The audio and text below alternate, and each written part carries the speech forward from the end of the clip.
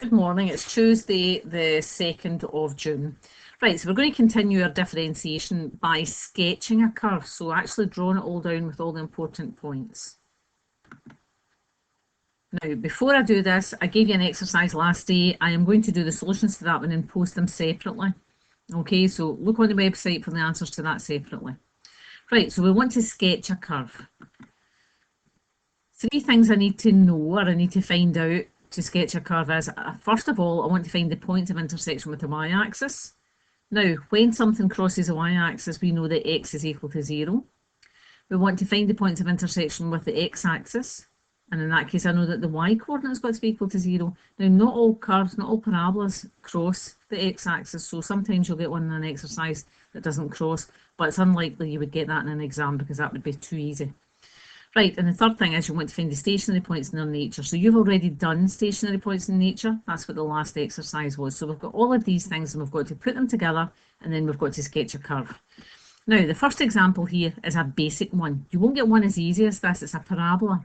And the only reason for doing this one is that I'm giving you an easy one to do so that it gives you a wee idea of how you go through the procedure of doing this question. So we're going to look at the guide, and the guide tells me that I have got to find the point of intersection with the y-axis. So point of intersection with the y-axis, then with the x-axis, and then a stationary point. So the first thing you do is you write down, it cuts the y-axis where x is equal to 0. You write that down and you underline it. So that's part of your working for this. So your curve was y is equal to x squared minus 5x plus 6. So we now want to put in x equal to 0. So the y-coordinate is going to be 0 squared minus 5 times 0 plus 6. So therefore it's going to cross the y-axis at the point 0, 6. That's all equal to 6. I should have written that in. Now, working out where it crosses the y-axis is the easy one, because there is only one point where it will cross. Working out where it crosses the x-axis is a wee bit harder, because it will cross on more than one point. So the second thing is where it cuts the x-axis, and it cuts the x-axis when y is equal to 0. So you write that down and you underline it, and you do that for every question. Don't skip on that, you must write that down. Right, now I've got this thing here and it's equal to 0. It's a quadratic. So to solve that, I have got to factorise. So I've got to factorise that expression. Right, so you do your long way of factorising. Do it at the side of your page. I am going to do it quickly. So 2 numbers that multiply to give me plus 6 and give me a combination of minus 5 or minus 3 and minus 2. So once I've got to that stage, then either x minus 3 equals 0 or x minus 2 equals 0, and that would give me x equal to 3, and that would give me x equal to 2. So information I've got so far is then it crosses the x-axis at the point 2, 0 and 3, 0. And I also know that it crosses the y-axis at the point 0, 6. Now, the third thing I've got to do is I've got to work out where the stationary point is. So the third part of the guide is we work out the derivative. Okay, and I've quickly got rid of those answers that were there. Right, so stationary points occur when dy by dx equals 0. You write that down and you underline it. So dy by dx for this curve is equal to, so there is y, just to remind us, and the derivative of that one is going to be 2x minus 5. Right, so we know the derivative has got to be equal to 0, so 2x minus 5 equals 0. So therefore, add 5 onto both sides. 2x is equal to 5, and x is equal to 5 divided by 2, which is 2.5. Okay, so we found out that we've got one stationary point, and it is at the point 5 over 2, but I don't know the y-coordinate. So I'm going to work out the y-coordinate. Now I know that y is equal to x squared minus 5x's plus 6. And I want to substitute in 5 over 2, so it's 5 over 2 all squared. You can use a calculator for this, okay, but sometimes it's easier just doing it. Right, so next part of that one is minus 5 times 5 over 2, and we've got plus 6. So to square a fraction, you square the top number, square the bottom. So it's 25 over 4. Multiply straight across the top, straight across the bottom. So 5 5s are 25. And that's the same as 1 times 2 is 2. And we've got plus 6. Now at this stage, look at your fractions. Okay, so for those fractions, I want to change them all into quarters. So I'm going to say that that's 25 quarters. That there would be, I need to multiply that by 2, top and bottom, would be minus 50 over 4. And if I want to change 6 into quarters, 6 fours are 24, so it's 24 over 4.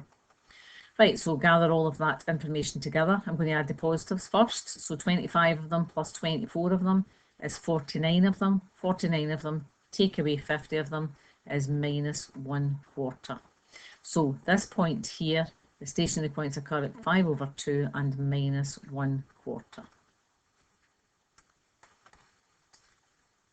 Okay, so next thing I've got to do is I've got to find out what the nature is. So I've put the stationary point in there, so it was x 5 over 2, so that's 2.5. So I'm going to pick a number less than 2.5, so I'll say 2, and a number bigger than 2.5 will make it equal to 3. Now I want to know what the gradient of the tangent to the curve, whether it's positive, negative, or whether it's 0, and we know it's 0 there. Right, so what was the derivative? It was 2x minus 5, so dy by dx is 2x minus 5. Now I want to first of all know what happens when x is 2, so x equal to 2, dy by dx is going to be 4 minus 5 is minus 1, so it's negative. At x equal to 3, dy by dx is going to be equal to 2 3s are 6, 6 minus 5 is plus 1, so it's positive. So therefore negative means it's going downhill, then it's 0 is flat, and then it's positive. So I've got a minimum turning point at the point 5 over 2 minus 1/4. Now you have got to sketch this, you've got to put it all together, and when you do that, you put in where it cuts the y-axis, so it's cutting at 0, 6. You put in where it's crossing the x-axis, which was at 2 and 3, and we know we've got a turning point which is a minimum turning point, and that minimum turning point was at 2.5 minus 1/4. So all of that goes together, and that's your sketch. Now, it is very important that the sketch is annotated. That means that every important point is written in, all the coordinates are written in. Okay, so the 2, the 3, and the coordinates of that turning point. Now, the sketch does not need to be drawn to scale, but it must be annotated. Okay, we're going to try a harder one now. Okay, so one like this would be one you would get in a higher paper. The previous one is just to give you practice doing it.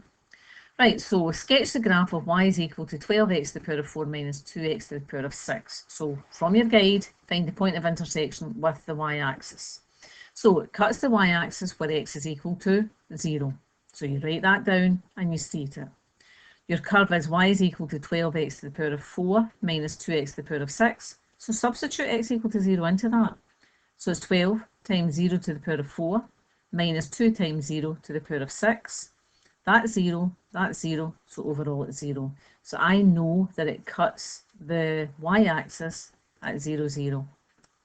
Okay, so it's cutting at the origin. Now the next one is to find out where it crosses the x-axis. Okay, so next point in the guide is point 2. So we've got to find where it crosses the x-axis. So you write down cuts the x-axis where y is equal to 0. So state that, put a line under it. So y was equal to 12x to the power of 4 minus 2x to the power of 6. So that's equal to 0.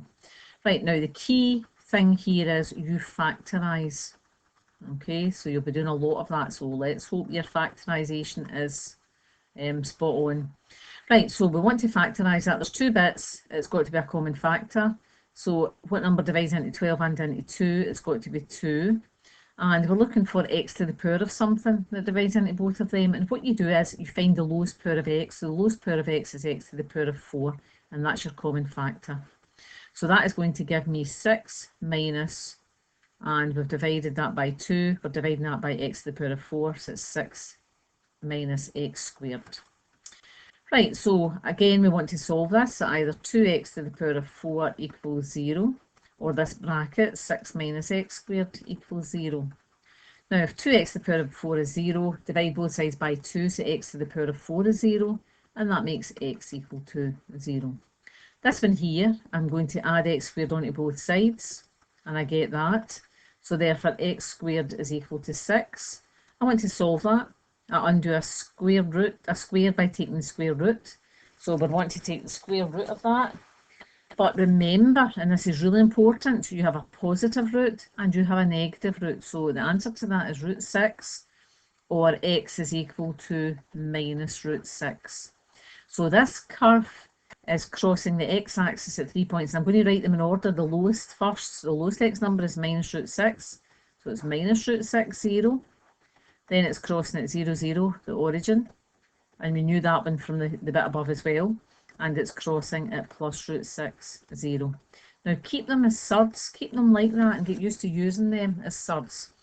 So next thing we've got to do is we've got to do point 3 in the bulletin, and it's finding where the stationary points are. Okay, so dy by dx, we've got to find the derivative of this. So multiply by the power, take 1 away from the power, is 48x to the power of 3 minus 6 2s are 12, x to the power of 5.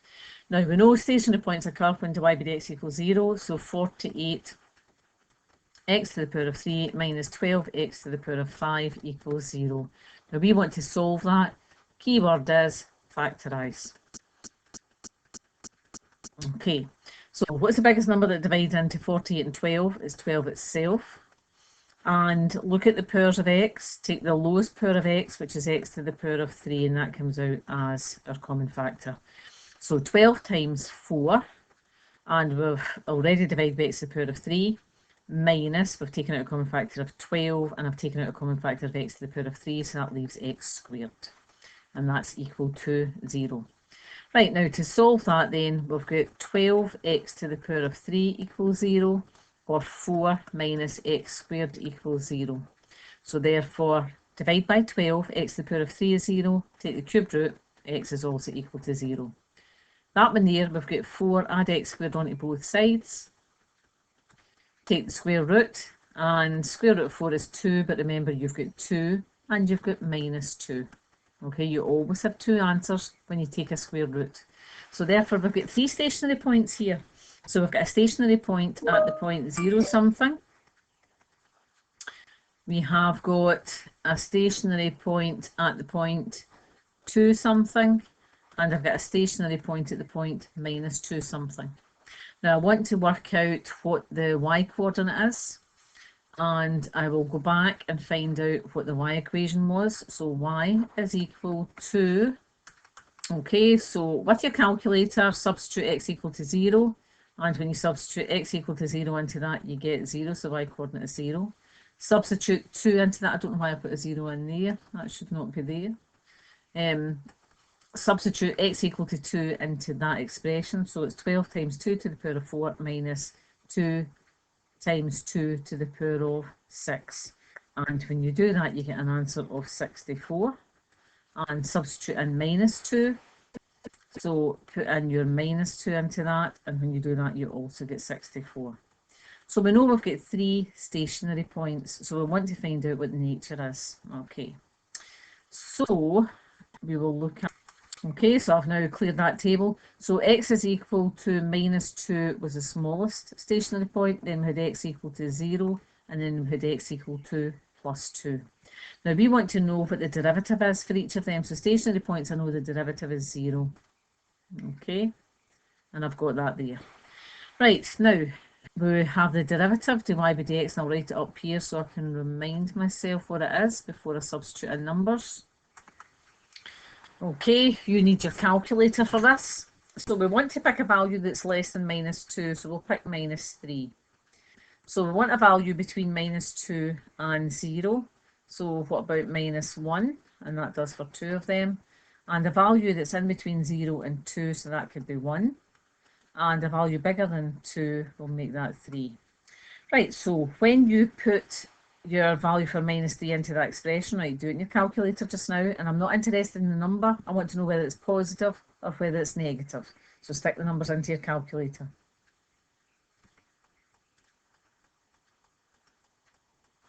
Okay, it comes out to be positive. Put -1 into the calculator for that expression. It comes out to be negative. That's the same, so that's negative. Put in 1. So basically that's like 48 minus 12. So that's going to be positive. That means that that bit is going to be positive because it's the same. And then stick 3 into that. So 48 times 3 to the power of 3 minus 12 times 3 to the power of 5. And when you put all of that into your calculator, it should be negative. Right, we'll do the shape. So positive means it's sloping uphill, 0 means it's going flat, and negative means it's coming downhill. So I've got a maximum turning point there. Right, that's a maximum one. And this one here, it's going downhill, it's going across, and then it's going uphill. So I've got a minimum turning point at that one. That one's going uphill, across, and downhill. So I've now got another maximum turning point. Right, so the coordinates to remind us were -2, and it was -264.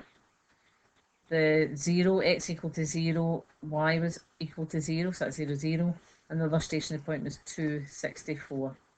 Now you have to put all of that information together onto a sketch. And that's what it looks like. Now when you're doing it, put in where it crosses the x-axis, put in 3 wee dots there. Put in where it crosses the y-axis, it crossed on that point as well. When I'm drawing this, I know there's a maximum at that point, and I do a wee tiny bit like that to remind me of how it's going. That was a minimum, so there's a minimum down here. And then there was a maximum at that point. And if you do those wee bits, then all you have to do is take it right the way through them all and sketch it as neatly as you can.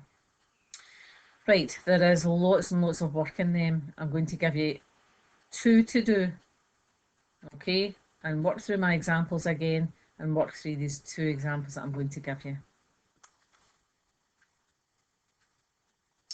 Okay, that's the 2 questions I want you to do, the same as what I've done in the example, and they are for Wednesday, and I will do them with you. Now look out for the separate video for the previous answers. Okay, I'm not doing it on this one, I will do it separately.